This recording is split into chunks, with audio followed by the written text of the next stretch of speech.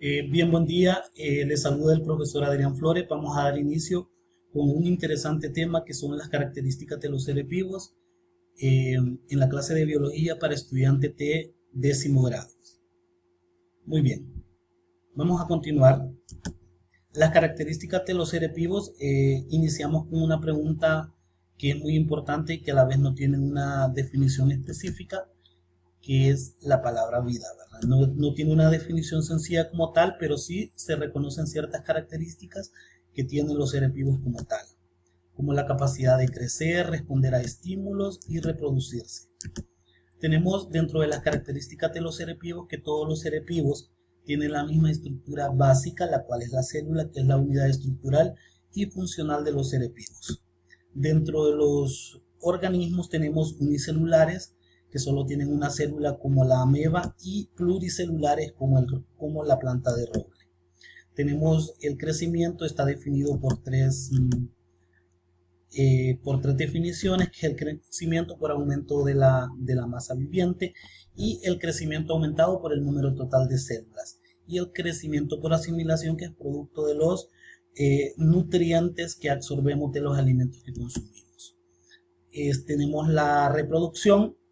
¿Qué es la reproducción? Bueno, es el proceso mediante el cual se reproducen nuevos individuos. Es necesaria para la supervivencia de un grupo de seres vivientes, para que no se extinga, ¿verdad? La existencia de la vida. Hay dos tipos de reproducción, que es la asexual, en la que interviene un solo progenitor, y la sexual, en la que intervienen dos progenitores de distinto sexo. Tenemos otra característica, que es la respuesta a estímulos. Tenemos que es la capacidad de los organismos para reaccionar a los cambios en el ambiente. Esta es una característica de la vida. Un cambio que puede causar una reacción es un estímulo. ¿Y cómo se le llama a ese estímulo? Se le va a llamar respuesta. ¿Qué es el metabolismo? Es otra parte y una característica muy importante de los seres vivos.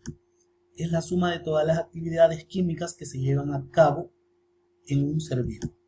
Los procesos que comprenden la degradación del alimento en sustancias más simples se les conoce como el proceso de la digestión.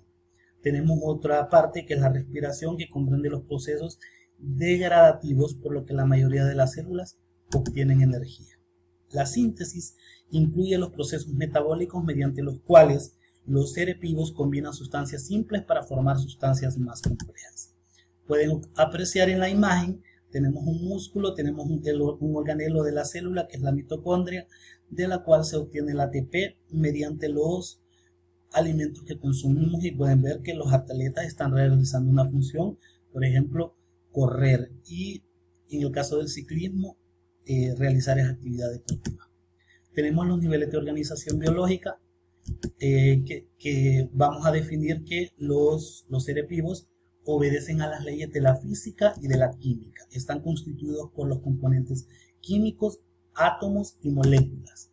Podemos ver una imagen de los bacilos. Los niveles de organización biológica, los átomos que constituyen esta bacteria se combinan entre sí de forma muy específica. Gran parte del hidrógeno y del oxígeno están presentes en forma de agua. Tienen 5000 clases de macromoléculas diferentes. Pueden observar un cuadro donde nos define la composición atómica de estos tres organismos, como el humano, el alfa-alfa, que son las plantas, y las bacterias. Tenemos lo que son los elementos del carbono, el hidrógeno, el oxígeno, el fósforo y el azufre. Tenemos los niveles de organización biológica a nivel subatómico, que tenemos el protón, neutrón y electrón. Tenemos a nivel atómico los elementos como el hidrógeno, carbono, nitrógeno y oxígeno. A nivel molecular, el ADN, la glucosa y el agua. Y organelos como el núcleo, el cloroplasto en las plantas y la mitocondria. Y a nivel celular tenemos una célula nerviosa dentro de la gran infinidad de células que existen en cada uno de los organismos. Los niveles de organización biológica, en primer lugar, un organismo se constituye a partir de tejidos nerviosos.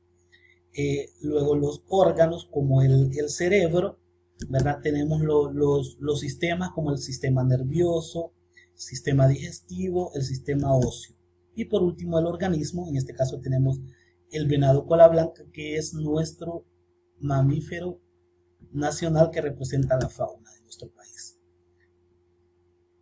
Hay varios niveles de organización biológica, dentro de ellos tenemos las poblaciones en las cuales se agrupan todas las diversas especies de animales y plantas que existen. Luego están las comunidades que se subdividen de acuerdo a la especie, el ecosistema donde interactúan los elementos bióticos y abióticos, ¿verdad? Es un conjunto de todo. Y la biosfera, que es la parte del planeta Tierra donde existe la vida. Una parte muy importante y que nos debe quedar claro es el concepto que se unifica en biología como la evolución. ¿Qué es la evolución? Y hay un pensamiento muy interesante que dice: nada en la biología tiene sentido, sino a la luz de la evolución. El concepto más importante en la biología que explica el origen de diversas formas de vida como resultado de cambios en su carga genética. La teoría de la evolución establece que los organismos actuales, los que tenemos hoy en día, descienden con modificaciones de forma de vida que ya eran preexistentes.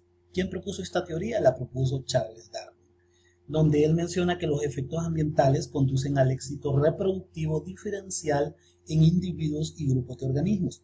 La selección natural tiende a promover la supervivencia de los más aptos o los que tienen la capacidad para evolucionar.